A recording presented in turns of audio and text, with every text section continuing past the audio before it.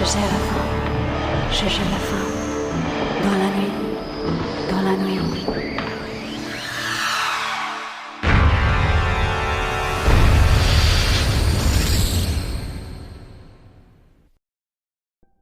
¿Cómo están? Bienvenidos a una nueva edición del podcast Legión Oculta. Agradecido de que nos encontremos nuevamente en cualquiera de las plataformas, la que más a ustedes le acomode, iVoox, Spotify o a la vez también YouTube. Y sobre todo por los likes y agradecimientos que han dejado en base a las temáticas que hemos tratado todos los días dentro de la semana, mientras se pueda claramente, pero es grandioso poder ver el interés que tienen ustedes para poder aumentar el conocimiento y entretenerse en realidad sobre temáticas tan interesantes como es misterio, terror, ufología, entrevistas, etcétera. Así que no me queda nada más que decir. Bienvenidos para que comencemos a hablar sobre un nuevo Psycho Killer. El misterio y el terror se hacen presente nuevamente en Legión Oculta para que nosotros podamos interiorizarnos en el modo de operación o la mentalidad que tenía Harold Shipman, el Doctor Muerte. Es un asesino en serie británico llamado Harold Shipman, el cual asistió a la Facultad de Medicina de Leeds y comenzó a trabajar como médico en el año 1970.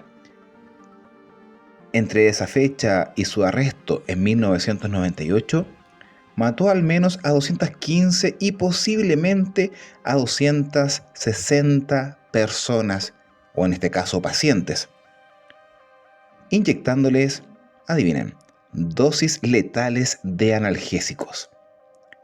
Harold Frederick Shipman, conocido como Fred, nació el 14 de enero de 1946 como el hijo del medio de una familia de clase trabajadora. Era el hijo favorito de su dominante madre, Vera. Ella le inculcó un temprano sentido de superioridad que empañó la mayoría de sus relaciones posteriores, dejándolo como un adolescente aislado y con pocos amigos. Cuando su madre le diagnosticaron un cáncer de pulmón terminal, él supervisó voluntariamente su cuidado mientras ella, empoderada, estaba fascinada por el efecto positivo que la administración de morfina tuvo en su sufrimiento, hasta que sucumbió a la enfermedad el 21 de junio de 1963. Devastado por su muerte, estaba decidido a ir a la escuela de medicina y fue admitido en la escuela de medicina de la Universidad de Leeds para su formación 2 años más tarde, después de haber reprobado sus exámenes de ingreso la primera vez, antes de cumplir con su pasantía en el hospital. Todavía solitario, conoció a su futura esposa, Primrose, a la edad de 19 años y se casaron cuando ella tenía 17 y estaba embarazada de 5 meses de su primer hijo. En 1974, era padre de 2 hijos y se había incorporado a una consulta médica en Todmorden, Yorkshire, donde inicialmente prosperó como médico de familia antes de supuestamente volverse adicto al analgésico petidina. Falsificó recetas para grandes cantidades del fármaco y se vio obligado a abandonar la consulta cuando sus colegas médicos lo descubrieron en 1975, momento en el que entró en un programa de rehabilitación de drogas. En la investigación posterior, recibió una pequeña multa y una condena por falsificación. Unos años más tarde, Chipman fue aceptado en el personal del centro médico de Donnybrook en Hyde, donde se ganó la confianza de los pacientes y colegas por igual. Aunque tenía fama de arrogante entre el personal subalterno, permaneció en el personal allí durante casi 2 décadas y su comportamiento despertó poco interés entre los profesionales de la salud. El director de pompas fúnebres local se dio cuenta de que los pacientes del Dr. Chipman parecían estar muriendo a un ritmo inusualmente alto y exhibían posibles similares al morir. La mayoría estaban completamente vestidos y por lo general sentados o reclinados en un sofá. Le preocupó lo suficiente como para hablar directamente con Chipman, quien le aseguró que no había nada de qué preocuparse. Más tarde, otra colega médica, la doctora Susan Booth, también encontró inquietante la similitud y se alertó a la oficina del forense local, que luego se puso en contacto con la policía. Se llevó a cabo una investigación encubierta, pero Chipman fue absuelto, ya que parecía que sus antecedentes estaban en completo orden. La investigación no logró contactar con el Consejo Médico General ni verificar los antecedentes penales, lo que habría arrojado evidencia de los antecedentes anteriores de Chipman. Más tarde, una investigación más exhaustiva reveló que Chipman alteró los registros médicos de sus pacientes para corroborar las muertes y también las causas. Chipman, que se esconde tras su condición de médico de familia, es casi imposible determinar con exactitud cuándo empezó a matar a sus pacientes o cuántos murieron a manos de él. Y su negación de todos los cargos no ayudó en nada a las autoridades. De hecho, su oleada de asesinatos solo llegó a su fin gracias a la determinación de Angela Goodfruit, la hija de una de sus víctimas, que se negó a aceptar las explicaciones que dieron sobre la muerte de su padre. Kathleen Grundy, una viuda de 81 años, una persona rica y con personalidad muy activa, fue encontrada muerta en su casa el 24 de junio de 1998, después de una visita previa del famoso Dr. Chipman. Este informó a Woodruff que no era necesaria una autopsia y que Grundy fue enterrada de acuerdo con los deseos de sus hijas. Woodruff era abogada y siempre se había preocupado de los asuntos de su madre, por lo que descubrió con cierta sorpresa que existía otro testamento, en el que se dejaba la mayor parte de los bienes de su madre al Dr. Chipman. Woodruff estaba convencida de que el documento era falso y que el doctor había asesinado a su madre, falsificando el testamento para beneficiarse de su muerte. Alertó a la policía local, donde el superintendente detective Bernard Boswell llegó rápidamente a la misma conclusión tras examinar las pruebas. El cuerpo de Grundy fue exhumado y la autopsia reveló que había muerto por una sobredosis de morfina, administrada 3 horas después de su muerte, exactamente en el mismo periodo en el que Chipman la había visitado. La casa de Chipman fue allanada y se encontraron registros médicos, una extraña colección de joyas y una vieja máquina de escribir que resultó ser el instrumento en el que se había escrito el testamento falsificado de Grundy. La policía se dio cuenta inmediatamente, a partir de los registros médicos confiscados, de que el caso se extendería más allá de la muerte única en cuestión, y se dio prioridad a aquellas muertes que sería más productivo investigar, es decir, las víctimas que no habían sido incineradas y que habían muerto después de una visita domiciliaria del Dr. Chipman, a la que se les dio prioridad. Este doctor había instado a las familias a incinerar a sus pacientes en un gran número de casos, subrayando que no era necesario investigar más sobre sus muertes. Incluso en los casos en que esos parientes habían muerto por causas previas desconocidas para las familias, las situaciones que en sí se planteaban eran que Chipman proporcionaba notas médicas computarizadas que corroboraban sus pronunciamientos sobre la causa de la muerte. La policía estableció más tarde que en la mayoría de los casos, Chipman alteraba estas notas médicas directamente después de matar al paciente para asegurarse de que su relato coincidiera con los registros históricos. Lo que Chipman no había comprendido era que cada alteración de los registros sería registrada por la computadora, lo que permitiría a la policía determinar exactamente qué registros habían sido alterados. Tras extensas investigaciones que concluyeron numerosas exhumaciones y autopsias, la policía acusó al Dr. Chipman de 15 cargos individuales de asesinato el día 7 de septiembre de 1998, así como de un cargo de falsificación. El juicio de Chipman comenzó en el Tribunal de la Corona de Princeton el 5 de octubre de 1999.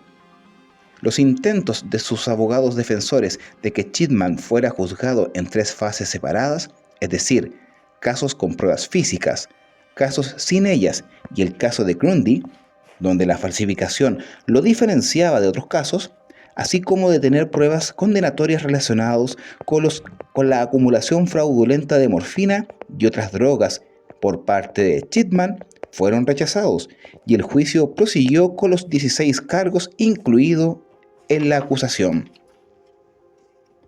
La fiscalía afirmó que Chipman había asesinado a los 15 pacientes porque disfrutaba de ejercer control sobre la vida y la muerte, y desestimó cualquier afirmación de que había actuado por compasión, ya que ninguna de sus víctimas sufría una enfermedad terminal. Woodruff compareció como primer testigo. Su actitud franca y su determinación inquebrantable de llegar a la verdad impresionaron al jurado, y los intentos de la defensa de Chipman de socavarla fueron en gran medida infructuosos.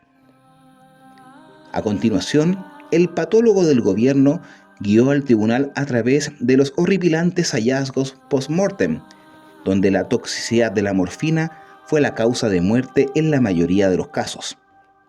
Posteriormente, el análisis de huellas dactilares del testamento falsificado mostró que Grundy nunca había manipulado el testamento, y su firma fue descartada por un experto calígrafo como una burda falsificación. Un analista informático de la policía testificó luego cómo Chipman había alterado sus registros informáticos para crear síntomas que sus pacientes nunca tuvieron. En la mayoría de los casos, a las pocas horas de su muerte, él los modificaba. A medida que el proceso avanzaba y se iban conociendo otras víctimas y los relatos de sus familiares, el patrón de conducta de Chipman se fue haciendo mucho más claro. La falta de compasión, el desprecio por los deseos de los familiares que asistían a los pacientes y su renuncia al intentar reanimarlos ya era bastante malo, pero también salió a la luz otro fraude. Fingía llamar a los servicios de emergencia en presencia de los familiares y luego cancelaba la llamada cuando se descubría que el paciente estaba muerto.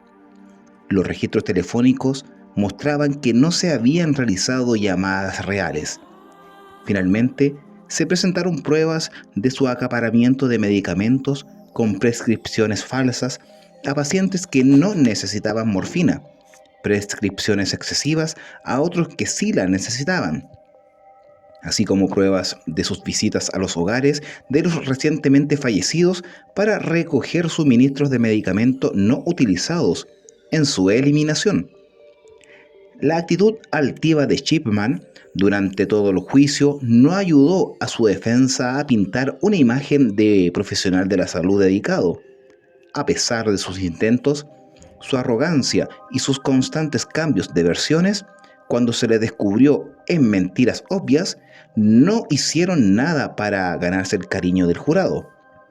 Después de un resumen meticuloso por parte del juez y una advertencia al jurado de que nadie había presenciado realmente que Chipman matara a ninguno de sus pacientes, el jurado quedó suficientemente convencido por el testimonio y la evidencia presentada y por unanimidad declaró a Chipman culpable de todos los cargos, 15 cargos de asesinato y 1 de falsificación, en la tarde del 31 de enero del año 2000. El juez dictó 15 cadenas perpetuas, así como una pena de 4 años por falsificación, que conmutó por una pena de cadena perpetua, eliminando así cualquier posibilidad de libertad condicional al Dr. Chipman, quien fue encarcelado en la prisión de Durham. El hecho de que un médico hubiera asesinado a 15 pacientes conmocionó a la comunidad médica, pero esto resultó insignificante a la luz de las investigaciones posteriores que ahondaron más profundamente en el historial de casos de sus pacientes. Una auditoría clínica realizada por el profesor Richard Baker de la Universidad de Leicester examinó el número y el patrón de muertes en la consulta de Chipman y las comparó con las de los otros profesionales. Se encontró con las tasas de mortalidad entre sus pacientes de edad avanzada. Eran significativamente más altas, se concentraban en ciertos momentos del día y que Chipman estaba presente en un número desproporcionadamente alto en los casos. La auditoría continúa estimando que pudo haber sido responsable de las muertes de al menos 236 pacientes durante un periodo de 24 años. Por otra parte, una comisión de investigación presidida por la jueza del Tribunal Superior, Dame Jane Smith, examinó los registros de 500 pacientes que murieron bajo el cuidado de Chipman, y el informe de 2.000 páginas concluyó que era probable que hubiese asesinado al menos 218 de sus pacientes. Aunque Dame Janet ofreció este número como una estimación, en lugar de un cálculo preciso, ya que ciertos casos presentaban pruebas insuficientes para permitir la certeza. La comisión especuló, además, que Chipman podría haber sido adicto a matar y criticó los procedimientos de investigación policial, afirmando que la falta de experiencia de los oficiales investigadores resultó en oportunidades perdidas de llevar a Chipman ante la justicia mucho tiempo antes. De hecho, es posible que haya cometido su primera víctima a los pocos meses de obtener su licencia para ejercer la medicina. Margaret Thompson, de 67 años, quien murió en marzo de 1971 mientras se recuperaba de un derrame cerebral, pero las muertes anteriores a 1975 nunca fueron probadas oficialmente. Sea cual fuera el número exacto, la magnitud de sus actividades asesinas hizo que Chipman pasara de ser un asesino paciente británico a ser el asesino en serie más prolífico del mundo. Permaneció en prisión de Durham durante todas las investigaciones, manteniendo su inocencia, y fue defendido firmemente por su esposa Primrose y su familia. En junio del año 2003, fue trasladado a la prisión de Wakefield, lo que facilitó las visitas de su familia. El 13 de enero del año 2004, Chipman fue descubierto ahorcado en su celda de la prisión de Wakefield, después de haber usado sábanas atadas a los barrotes de las ventanas de su celda. Sigue habiendo cierto misterio sobre el paradero de sus restos, ya que algunos afirman que su cuerpo aún se encuentra en la morgue de Sheffield, mientras que otros creen que su familia tiene la custodia de su cuerpo, creyendo que pudo haber sido asesinado en su celda y deseando retrasar su entierro en espera de más pruebas. Los misterios que guarda la mente humana, las situaciones que encierra aquellos hábitos, gustos, adicciones o comportamientos anómalos como lo es el Doctor Muerte, aterrorizó a todos quienes investigaron y pudieron ver la resolución de este caso. Bueno, la sospecha de su muerte, yo creo que se estima poder investigar en base a la gran cantidad de muertos que dejó a su haber, solamente por el hábito, el gusto y el deseo de matar a personas inocentes. Con eso, queridos amigos, damos por finalizada la jornada del día de hoy, la edición del podcast Legión Oculta. Los invito a que puedan visitar nuestras plataformas, iVoox, Spotify y YouTube, dejando un like y compartiendo. Créanme que es sumamente importante.